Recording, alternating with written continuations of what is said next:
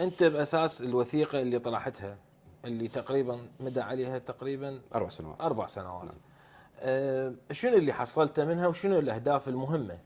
الوثيقة طبعا أهم نقطة بالوثيقة هي مساهمة بنشر التوعية.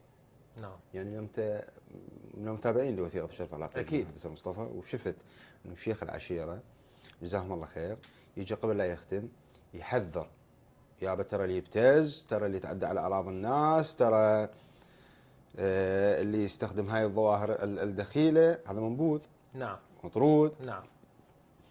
العفو. يبلش بدور التوعية. يعني شوف شيخ العشيرة، تعرف عشيرتك راح تشوف شو راح يحكي.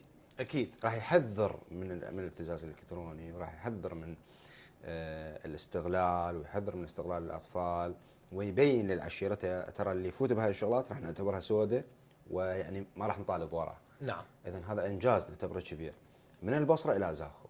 نعم. سواء كانوا الاكراد، سواء كانوا التركمانيين، سواء كانوا الكاكائيين، الايزيديين، المسيحيين، المسلمين، كل مكونات العراق، كل المكونات شاركوا بالتوعيه ضد الابتزاز الالكتروني ومخاطر تطور التكنولوجيا المنفلته. اليوم الاسلحه بال 2025 او بالقرن ال 21 الاسلحه نوعين: اسلحه تقليديه اللي هي البيكيسي ما شاء الله. نعم.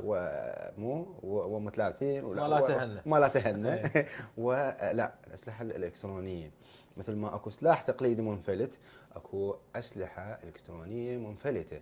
يعني استاذ مصطفى ترى مو صعبه اليوم انت تنهي مستقبل عائله تستخدم الذكاء الاصطناعي بقدرات اللي جاي نشوفه حاليا، وبالادوات الاي اي اللي تطورت تطور مخيف خلال سنه واحده. صح. احنا محذرين مسبقا من 2015 من هذا، صح، من هذا التقدم اللي تستهدف هذه العائله ببيتهم، بمدرسه، بمعلمه، بمجرد صوره نقدر نحصلها لهذه العائله راح تساهم بخلق مشكله لهذه العائله.